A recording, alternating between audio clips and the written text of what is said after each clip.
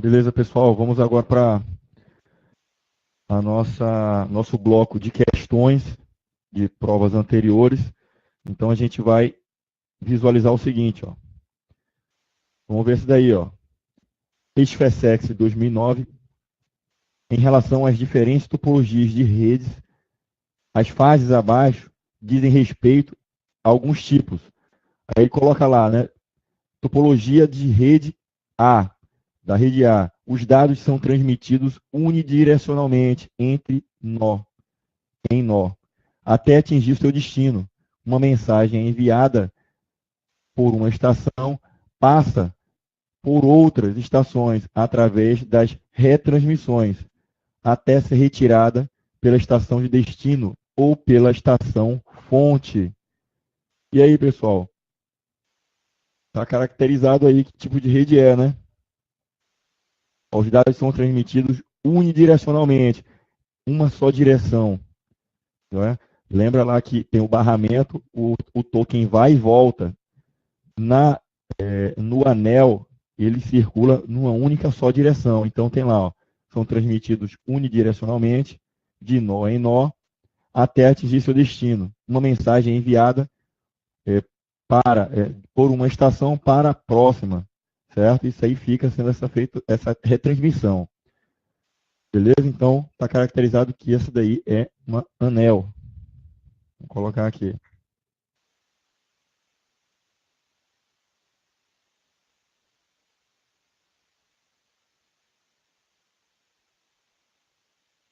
Beleza? Agora vamos ver a outra. Topologia da rede B. Toda a informação enviada de um nó para o outro deverá obrigatoriamente passar por um ponto central ou concentrador, tornando, né, o processo muito mais eficaz, já que os dados irão passar por todas as estações. Então, isso aí é uma estrela, né?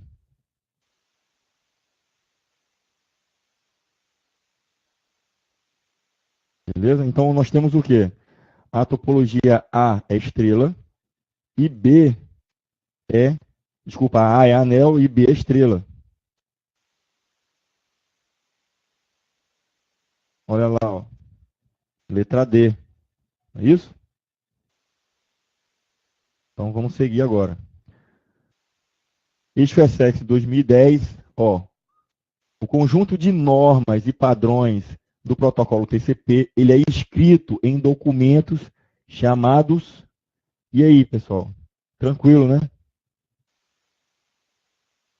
Request for comments.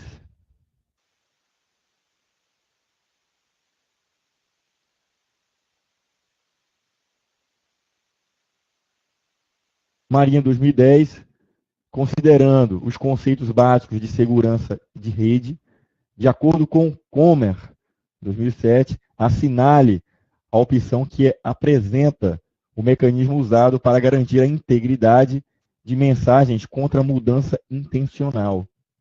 Pessoal, olha só, existe diversas situações onde pode ocorrer a mudança de um pacote. Uma delas, a gente viu, é aquela por transmissão de rede. Pode haver um conflito, um pacote ser danificado por, né, atenuação ou ruído. E aí isso aí vai me gerar, tá, um transtorno no pacote. Tá? Uma técnica para resolver isso daí pode ser por paridade, por checksum ou CRC. Essa é a forma de detectar um erro que ocorreu de forma não intencional. O dado foi trabalhando ali, foi sendo transmitido, e em um determinado momento ele sofreu alguma alteração não intencional. Agora, quando se refere a uma alteração intencional, para que isso seja evitado, a gente tem o hash, né? Que eu gero, tem um arquivo, e aí gera um hash dele, que é um código gerado. Caso surta alguma alteração, aquele hash vai ser diferente. Tá? Então, ó, a resposta dessa questão é o hash. Eu trouxe ela, que era para a gente poder ver que existem outras aplicações, tá, em relação à verificação de integridade, tá, de dados. Então, o bit de paridade, o checksum e o CRC, que a gente estudou na aula de hoje, olha só que interessante. Ele serve para a gente fazer uma verificação realmente, se houve uma alteração num determinado dado. Ele vai informar para a gente se houve, né? Cada um com a sua especialização, né? Só que ele está falando aqui, ele quer verificar a integridade contra mudanças intencionais, tá? E aí, no caso, o hashing, ele tem como apresentar para a gente identificar se aquele dado foi alterado ou não. Beleza? A gente vai falar um pouco sobre o hashing na parte de segurança. Você pode pegar uma senha, você pode transformar aquilo em um hash, você pode pegar um arquivo, tá? E transformar aquilo em um hash. Então, se surtir alguma alteração naquele conteúdo for diferente do hash, então ele vai informar para a gente. Tem como a gente identificar. Marinha 2011, que tipo de protocolo de acesso múltiplo faz com que, após a detecção de uma colisão, uma estação cancele a sua transmissão e aguarde um intervalo de tempo aleatório e em seguida transmita novamente, supondo que nenhuma outra estação tenha começado a transmitir nesse interim, nesse intervalo. Então, ele dá algumas informações. O protocolo de detecção de colisão é o Collision Detection, não é isso? E aí, ele usa um algoritmo, tá, que vai aguardar um intervalo de tempo aleatório. E esse cara, quem que é que vai aguardar um tempo aleatório? É o backoff, né? O protocolo backoff. Joia? Então a resposta aqui é a letra B, tá? O CSMA-CD, o Query Sense Multiple Access Collision Avoidance. Desculpa, Collision Detection. Okay? O avoidance, ele evita a colisão. Nesse ambiente, não tem colisão. Tá? Marinha 2012, ó. O CRC, o Cyclic Redundancy Checks, são técnicas de verificação de redundância cíclica. Boa tarde, Fábio. Ó, quais são os dois componentes de hardware utilizados para calcular o CRC? Então, o CRC é um recurso para que seja gerado um código que, a partir dali, a gente consiga detectar se aquele código teve uma mudança ou não. Então, a nível de implementação desse mecanismo, a gente viu lá nos slides que ele utiliza o WOW exclusivo, mais o deslocamento de registradores, tá certo? O WOW exclusivo e o deslocador, tá? Com o shift, né? O shift deslocamento. Então, a resposta correta é a letra B. Marinha 2009, assinale a opção que completa corretamente as lacunas da sentença abaixo. Então, ele coloca lá uma fibra ótica com diâmetro de núcleo. Aí ele coloca aqui, que a gente não sabe qual é. É classificada como uma fibra. Então, quem é esse cara? Só relembrando que a gente pode ter uma fibra monomodo. Na monomodo, a gente tem aqui o diâmetro da fibra ótica, bem pequena. Isso aqui é a capa, né? A capa e outros mecanismos. Então, o diâmetro dele, certo? É muito pequeno. Os dados, se eu for desenhar aqui, ó, imagine isso aqui sendo a fibra ótica, né? Aqui passa a estrutura que ela é de vidro, certo? E ela tem um diâmetro muito pequeno, né? A gente já viu que a performance do monomodo ela é bem maior, certo? E aí a gente tem o monomodo, né? A gente tem o multimodo. Na multimodo, a gente tem a fibra e o núcleo dela é maior, certo? Sendo o núcleo dela maior, o que vai acontecer? A gente tem aqui, ó, a fibra, a estrutura dela com capa e tudo, e a gente tem aqui, ó, a estrutura de vidro passando. Ao passo que a gente pode ter refração dentro dessa fibra. Vários sinais de luz sendo enviados, certo? Sofrendo refração. Isso diminui um pouco a performance da nossa fibra. Então, a multimodo tem uma degradação de performance. Por quê? Porque ela tem uma amplitude aqui, na verdade, o diâmetro daquela nossa, do núcleo da fibra é maior. Joia? Na monomodo, a gente tem que ela pode ser de 8 até 10, certo? Micrômetros. E o multimodo de 50 a 62. Tá? O diâmetro é bem maior.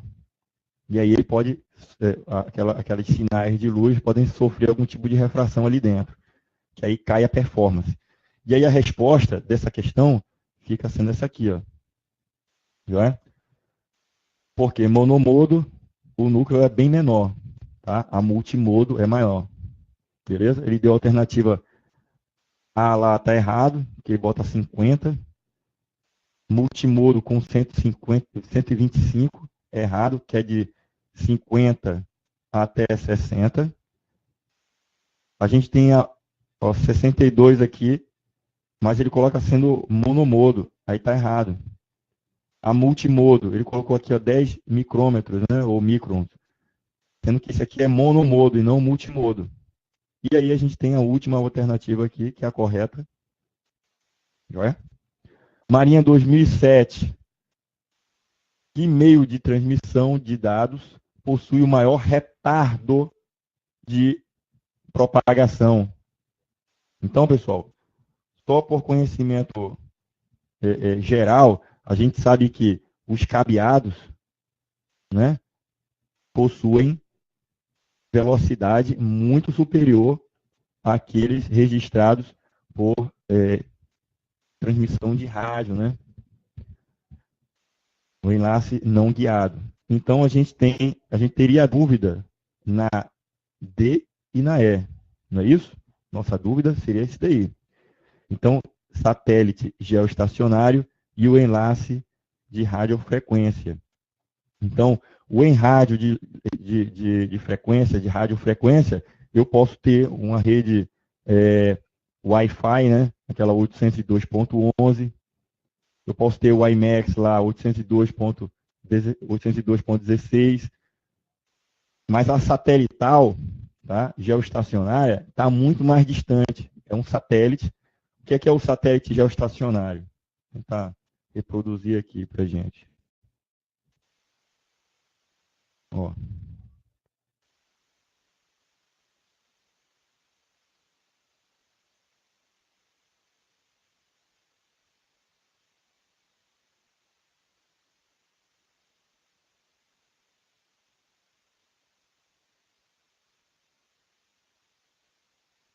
Aí acabou aqui que eu não consigo escrever mais porque acabou. Geoestacionário.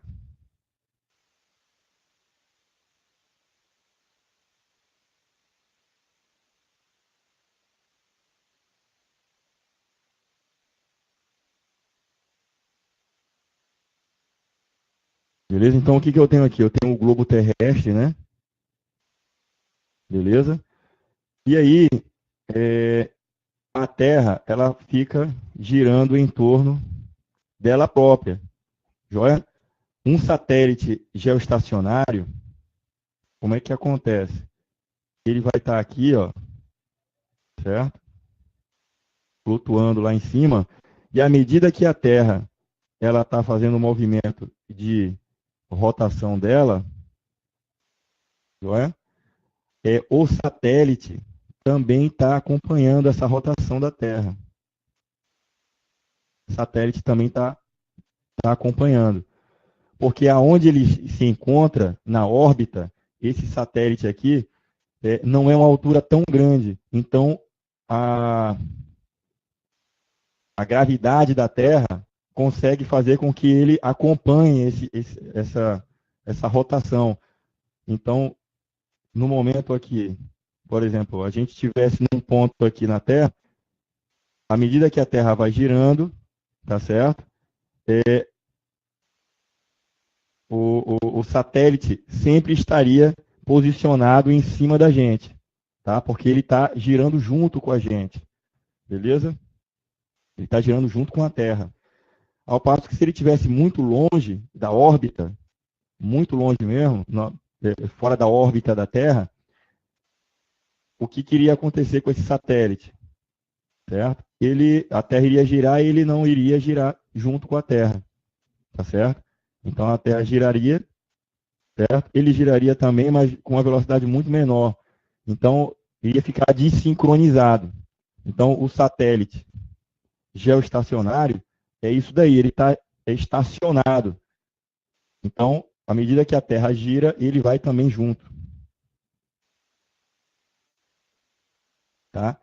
Então, ó, aquele que tem o maior retardo de propagação é justamente ele. Tá? Por conta da sua distância, né? Apesar da tecnologia hoje em dia ser bastante eficiente, mas mesmo assim ele não consegue chegar numa velocidade que é empregada em tecnologias de rede sem fio, estando com uma proximidade muito grande. Por exemplo, qual é mais veloz? Eu tenho na minha empresa lá umas antenas, né, garantindo ali uma rede próxima, ou então usando o satelital. Lógico que o satelital vai ter um retardo maior. Beleza? Olha aí, ó. Marinha 2007. Em uma rede padrão Ethernet, deseja-se interligar um computador em um concentrador que encontra-se 200 metros de distância. Tá? Levando-se em consideração as características, padrões de distância máxima para a utilização dos tipos de cabos de rede, assinale a opção que apresenta o cabeamento que não deve ser utilizado. Então, ó, um segmento contínuo de 200 metros de fibra ótica nanomodo, eu posso utilizar? Ele está querendo que não posso utilizar. Ó. Esse cara eu não posso utilizar. Aliás, essa resposta não é essa resposta que eu quero. Aqui eu consigo empregar, certo? Porque uma fibra ótica eu posso ter alcance de quilômetros de distância. Ele está querendo aqui não pode ser utilizado para ligar 200 metros. Aí vamos lá. Um segmento contínuo de 200 metros com uma fibra multimodo. Essa tá certa, essa questão não está errada não. Um segmento contínuo de 200 metros com cabo UTP, categoria 5. Pessoal, o cabo UTP ele tem uma limitação de 100 metros. Passando disso, aí a gente tem que obrigatoriamente passar a utilizar, certo? Um repetidor para lançar mais 100 metros, né? Então essa resposta aqui está errada, isso aqui está errado, tá? Seria a resposta. Mas vamos olhar as outras, ó. 2 segmentos de 100 metros de cabos, categoria 5, interligados por um hub. Então eu posso ter sim, tá certo? Uma rede que eu tenho aqui um computador, joia, ou uma rede. Aí aqui eu tenho 100 metros, joia? E aí eu tenho um outro hub aqui, ou um switch. Um hub, ele funciona como um repetidor.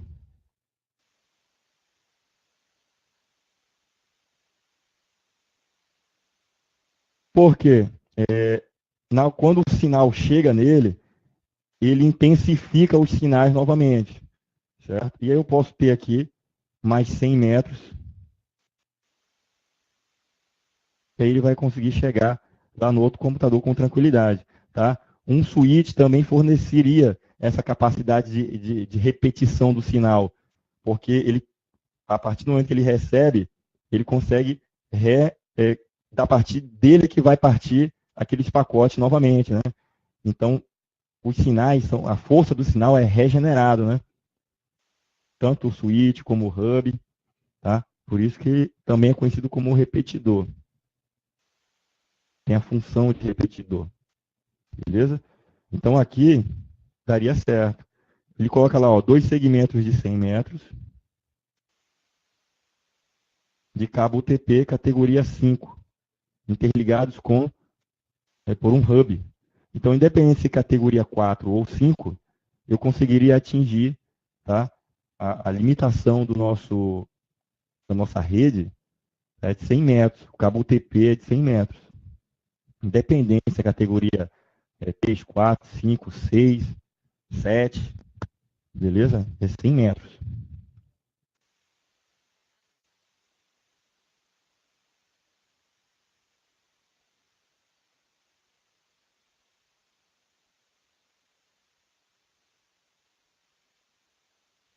Marinha 2006.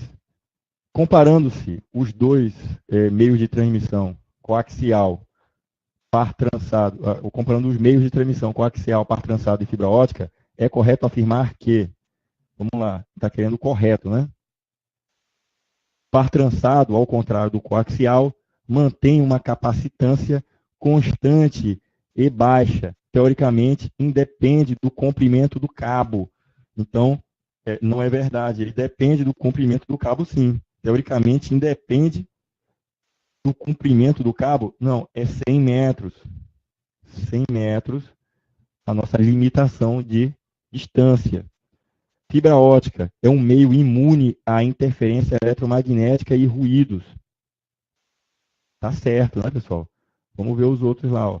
Comparando o cabo coaxial com o par trançado, tem uma imunidade a ruído. Ruído de crosstalk. Então é ruído, né? É só um tipo de ruído. Então, comparando o coaxial com o par trançado, tem uma imunidade. Pessoal, imunidade não, né? A ruído bem melhor.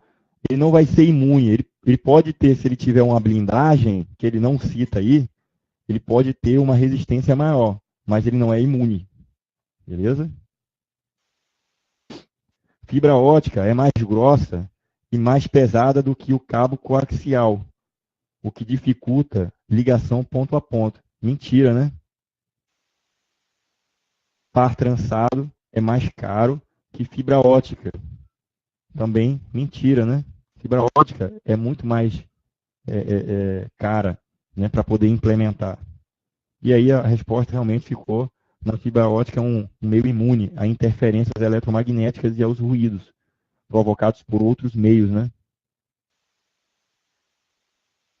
Comparando-se os meios de transmissão coaxial, par trançado e fibra ótica, isso aqui é a mesma coisa, repetiu, né?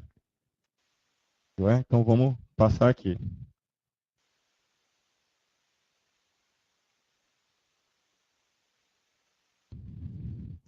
Deixa eu só finalizar aqui, porque esse exercício